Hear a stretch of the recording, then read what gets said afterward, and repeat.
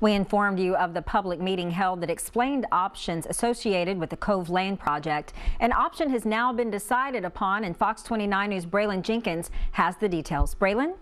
Thank you, Heather. In an effort to relieve traffic congestion near I-210 and the Nelson Road exit, the State Department of Transportation and Development have announced which option has been selected, and now the DOTD is working to tie up any loose ends. With the announcement of a new casino and growth in the industry sector, discussion of easing traffic flow throughout the area became a major topic of discussion. One of the major areas needing to be addressed was the I-210 Nelson Road area. Following a corridor study for that area, multiple construction options were brought to the table, and the public were allowed to weigh in at a December 2012 meeting. At that meeting, the public were able to see potential neighborhoods that would be affected. After evaluating feedback submitted by the public and reviewing each alternative, Alternate 21B, the Cove Lane Interchange project, was selected. Fox 29 News spoke with the DOTD's Public Information Officer to get an update on the project as well as plans for funding. This project is being funded with a combination of state funds as well as funds from local city and parish governments as well as the private sector. So it's a great example of what can happen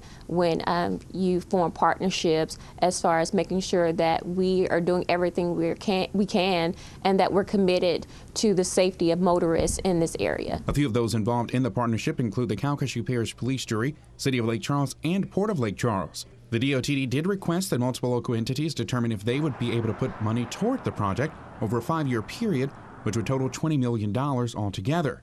The port released a news statement Wednesday evening stating, quote, "The port agreed to contribute that funding based upon the fact that the port receives tax revenue from the development," end quote. Calcasieu Parish School Board members recently announced that they would not enter the agreement.